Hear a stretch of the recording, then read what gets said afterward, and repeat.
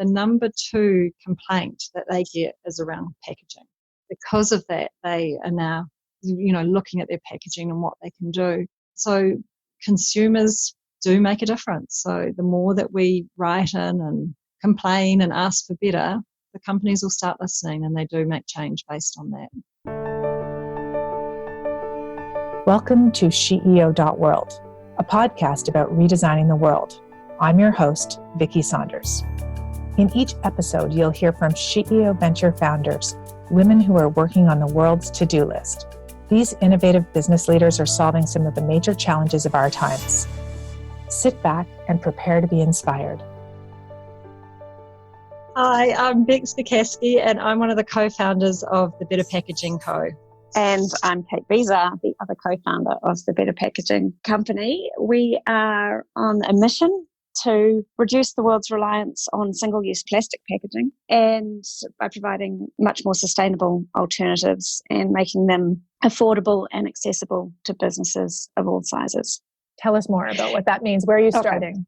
We are starting with e-commerce packaging. That's the first cab off the rank. Bex and I have both personally seen through work that we've done prior the huge growth in e-commerce. It is growing by 50% year on year. Along with that growth goes a huge amount of packaging. If you imagine every online purchase is then sent out from some base warehouse in at least a heavy-duty single-use courier satchel.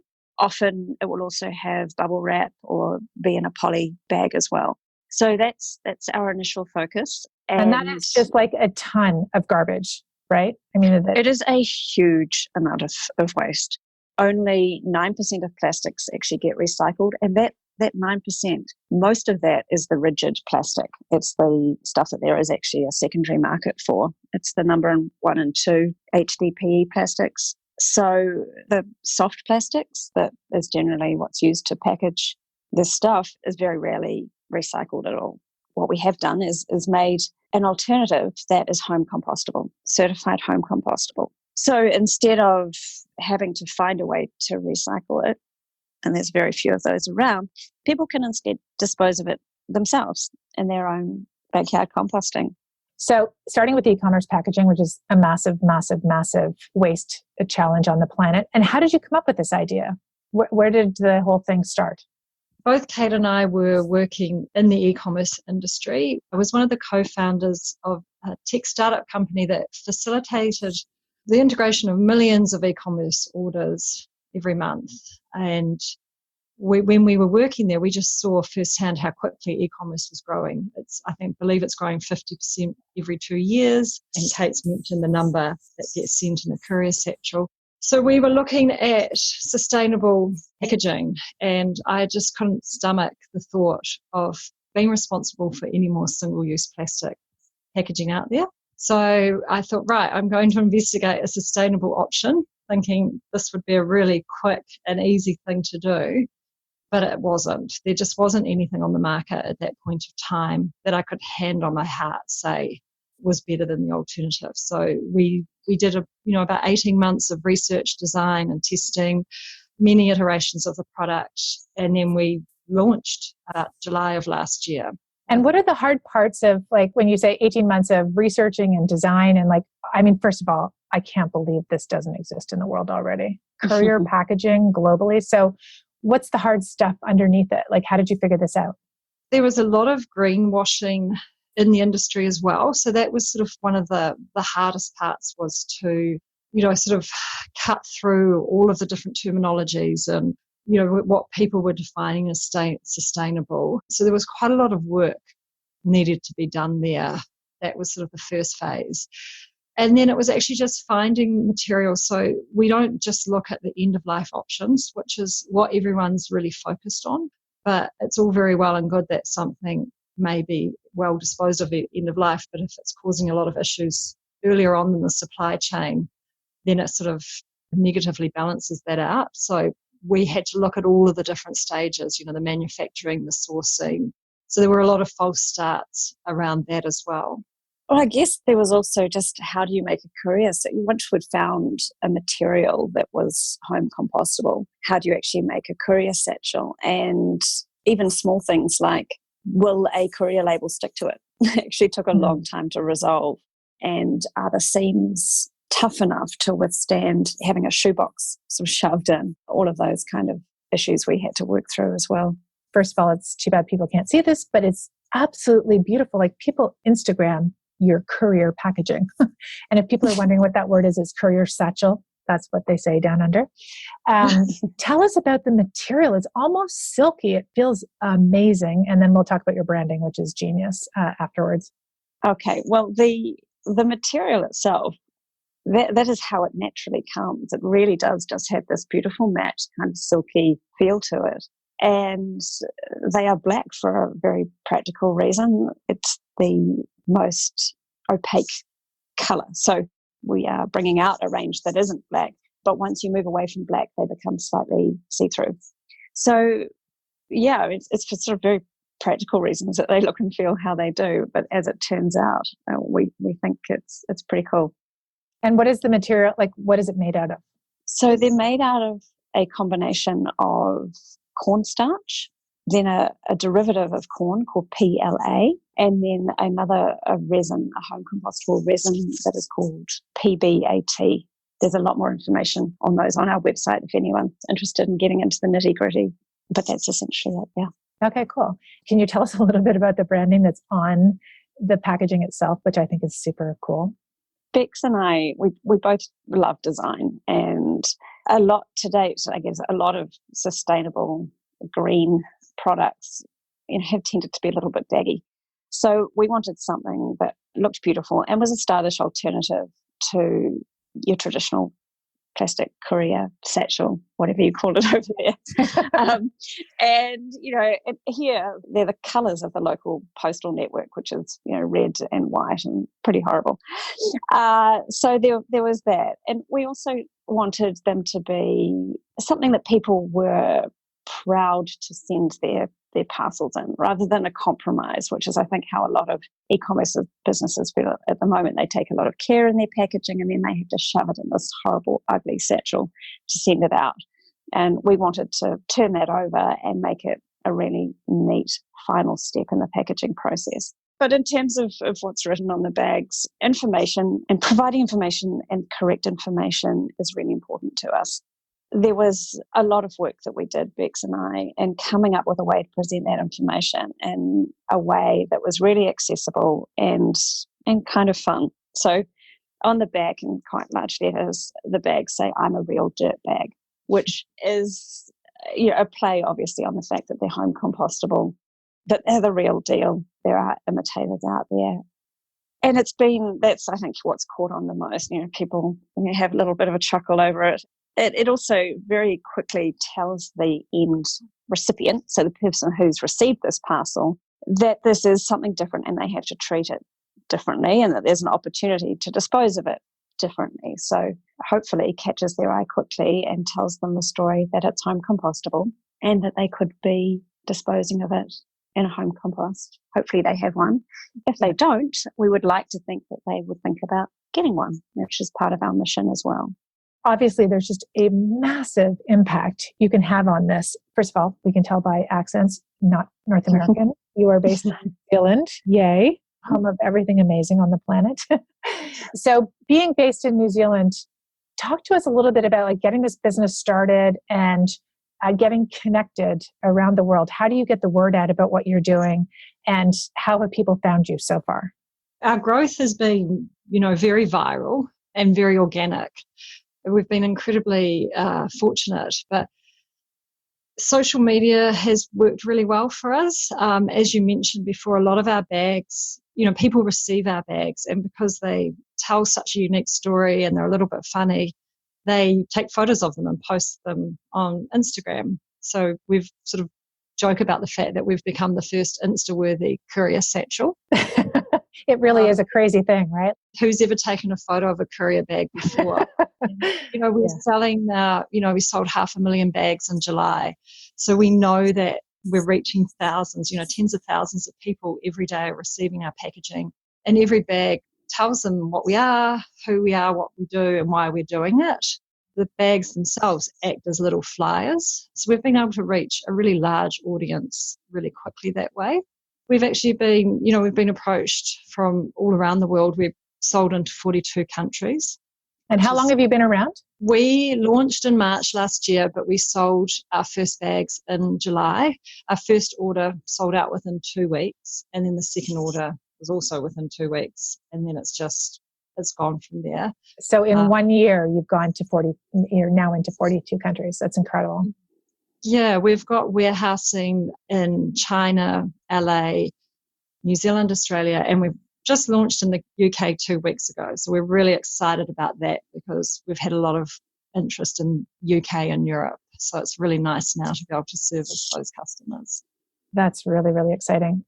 How did the two of you meet to collaborate on this? I mean, were you sitting around brainstorming as friends, or how did that happen?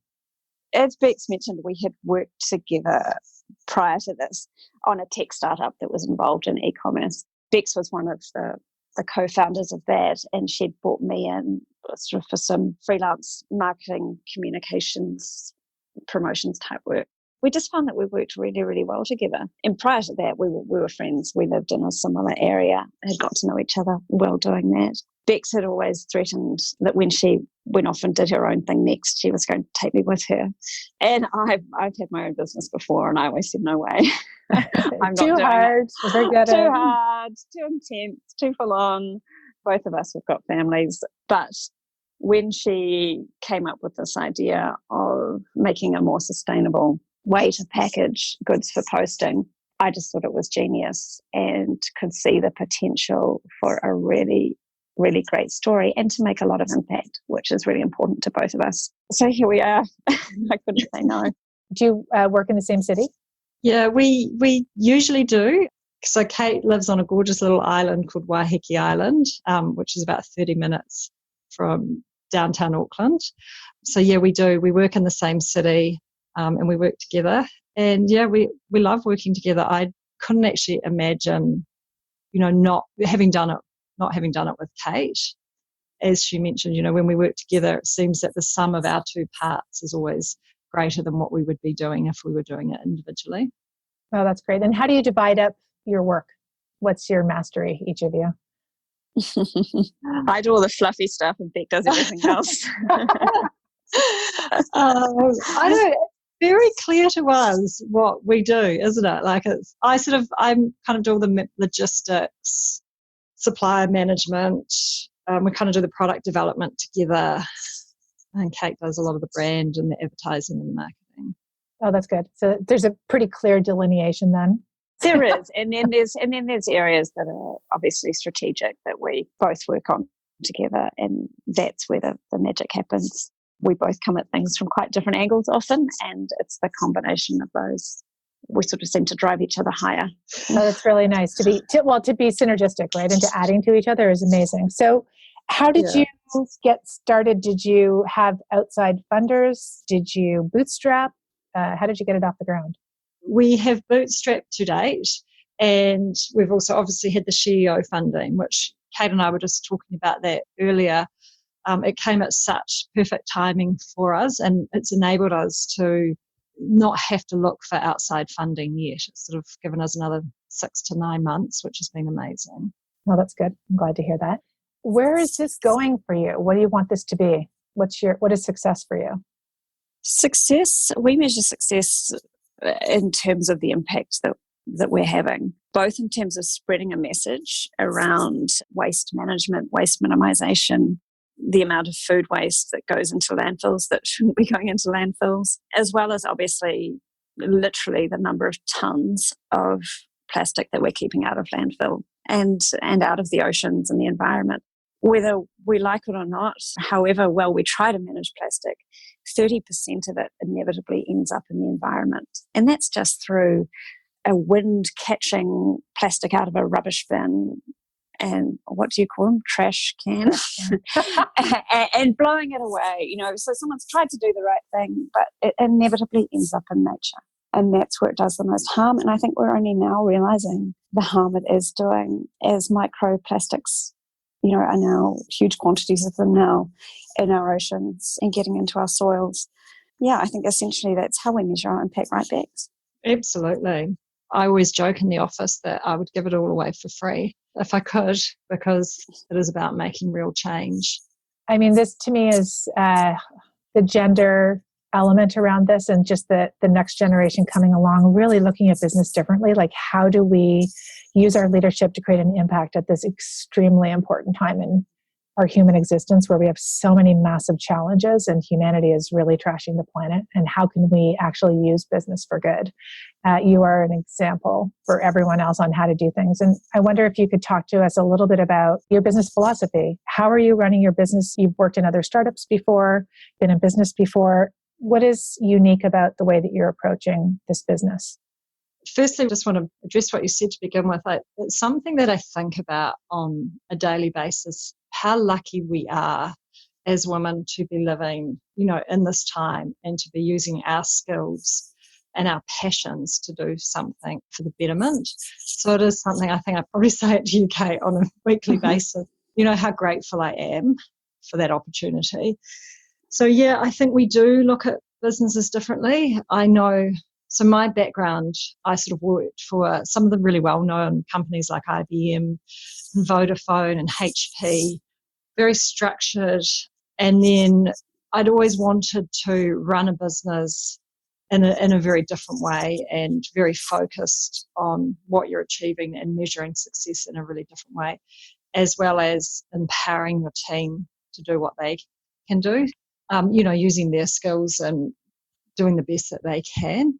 When we get to run this business, and Kate and I are both very similar in our thoughts and outlooks on things, it's like a dream come true for me, because we're getting to create the rules and do it the way we want to do it. And it's working. People are responding to it. We're seeing phenomenal growth in our business. We're also making change. I'd like to think we've got a really happy team that can all grow to the best of their abilities. So yeah, it's just really exciting to be able to shape it in the way that you want to. How have you created a happy team? Like, what do you do to make that happen? We're very upfront and open and honest about what's going on. We try to take the team on the journey with us. We celebrate all of the successes together. Yeah, and we've given them freedom, like anyone is allowed to work from home any day they want. We've got someone in the team with a young family, so school holidays, we're giving them flexibility to do that. Try and keep it a really open and honest place to work. I think it's also just a fairly flat structure. Bex and I don't see ourselves as having all the answers. And in fact, so that I think the team feel empowered to come up with solutions themselves and not have to come to us, and that their ideas are as valid as ours if we're confronting any kind of issues or trying to solve something. It's interesting as I listen to you talk about these things, because I mean, I, of course, know so many female founders. I've been a female founder forever and ever. And this concept of just empower your team to do what they can do, be upfront and open and honest, take them on the journey with you, give them freedom and flexibility in a flat structure, and let them know that we all have answers. Like, duh, right? But it literally is the opposite of most organizations. It's fascinating to me that it seems so simple, but it feels like we've literally taken the relationship and the humanity piece out of business and presumed that people need some kind of carrot or stick, and that we're all like machines that need to, like, human resources, like, it's crazy. And so how many people do you have on your team right now? We've got 8 total, and 5 of those are full-time and 3 are part-time. Our first employee hasn't even celebrated their 1-year anniversary yet, but we've grown really quickly. I can't believe how far we've come in a year, actually. We actually now have a full-time logistics person in the office, because it has become such a pivotal part of our business. Because when you are shipping to 42 countries, you've got to have your ducks in a row. So yeah, there's been a lot of trial and error along the way. You kind of make me laugh when you're like, we're in 42 countries, shipping to 42 countries, and we now have 1 full-time person. I'm like, oh my God, I love women so much. Like, we do so much with so little. It's just shocking. It's really cool. That is amazing. We're, really open to as much support as we can get. And MJ's actually been incredibly helpful with that as well. on how you grow the team quickly and get the right people around you and, empower them. And so for those of you who maybe have heard of MJ, if you've listened to previous podcasts, she's one of our CEO coaches and kind of a magician when it comes to helping people figure out teams and structure and the talent that exists and how to unlock it. Have you both had coaches before, or is this a new thing for you? No, it's a new thing for me. It's fantastic. And what does it help you to do? I mean, this is one of the things I'm quite passionate about, people understanding what it means to actually have sort of a performance coach or a team coach and what it can do for you. We've got so much going on at any one time because we meet every 2 weeks. I almost get a bit embarrassed by how much has happened in that 2 weeks between when we've last met MJ because it's such a moving target. But I think what MJ's really good at doing is honing in on those 1 or 2 things that you should be focusing on in the next month or the next 3 months or however short a time that is, and making sure that we focus on that and bringing it to the surface. And it helps just get rid of the rest of the noise around things. And I think when you are in that startup phase, that's a really important thing to be able to do. So we generally just go along with our major concern at that point, and we'll talk about it and just come up with a solution on how we're going to deal with that. And that's invaluable because it sort of takes you out of the everyday. So it's been incredibly helpful for us. And there's a few things over the last couple of months that with her advice, we've just been able to turn around and move on to the next thing, which we probably wouldn't have done in such, so quickly if we hadn't have had that coaching. And what is the thing, I don't know if you have a single thing you can think about, what stresses you out most about being an entrepreneur? And then what do you like most about being an entrepreneur? There is so much potential that the thing that stresses us out is not being able to do everything at once. When it's just Bex and I both verge on workaholism, but you can't expect your team to do that alongside you. I just feel constant pressure to try to get more done because I can see the impact that we could be having if we could only get that across the line, or if we could only do X, Y, or Z. But, there are only so many hours in a day, and there are only so many people that we can afford to hire at this present time. As Kate mentioned, there is just so many opportunities. I find it very hard to say no. Quite a lot of women do. So that is something that we struggle with and, taking too much on board. It's also one of the exciting things about it as well, in a funny way, because the flip side of that is there is just so much opportunity. And because we're working with a compostable film, pretty much anywhere you see a plastic film is an opportunity for better packaging. Right. Yeah, totally. Yeah, so nearly every single person you talk to is impacted by plastic film, either in their work or their life or some way. The flip side of it is also really exciting as well, but it's how we sort of focus ourselves to go forward and don't spread ourselves too thin. I know lots of opportunistic entrepreneurs. I am one of them too. And same thing, I love, love, love what I'm doing. And I get so much positive feedback from it that I want to do more and more. How do you unplug? You both have families. It's a crazy time of your life. What do you do to replenish and restore yourself? I've got quite disciplined this year because I have got young children and they're all at primary school. So they're all sort of age 6 to 9. So I made a real effort about 6 months ago. I think actually after the CEO weekend this came out of MJ, talking with MJ, to dedicate some time when I got home with the kids, just to switch off and make sure I was switched off, put my computer away, my phone away, and just really spend that time with them. Being a bit silly, it might be driving them to sport or whatever it is. And that has really made a big impact to my stress levels, being able to be present in that moment. So that's kind of the main thing that I focus on a weekly basis. Yeah, the stress comes from feeling torn and conflicted. And I think if you just make some conscious decisions around, or compartmentalize, I guess, a bit better than perhaps we did last year, that definitely helps. Yeah. Yeah, I think that this boundary setting is something that we all have to get good at, right? Which is, okay, so the most amazing thing I think about being an entrepreneur is that you define the rules. And when you forget that can be the challenge, right? It's like, wait a minute, you became an entrepreneur for the freedom, the flexibility, and obviously for the impact. So what makes a perfect life for you? Or at this point where you are? And I find oftentimes people sort of forget that. They just go, I have to work 24/7 because somewhere out there's a narrative that you always have to be on. Well, it's all made up. And I guess it's challenging sometimes when you have such an incredible business like you do, which can have a huge impact and you see endless need. And so to balance that, I can imagine is pretty challenging. So you've got busy family lives, a crazy business that's growing really fast. Do you hang out with other female founders for support and encouragement at all? Do you have time for that? No. No. Okay. Yeah, each other.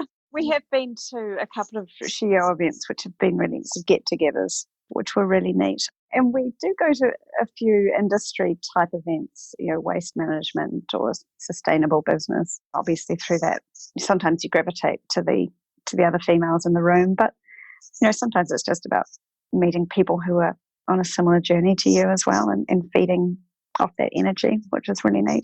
And do you have a need right now that you'd like to ask our listeners to support you with? Is there anything specifically that you're looking for? The one that sprung to my mind the quickest was just support for our new UK warehouse. If anyone knows of any e-commerce businesses or retail businesses looking for sustainable packaging in Europe and UK, to share our details would be amazing.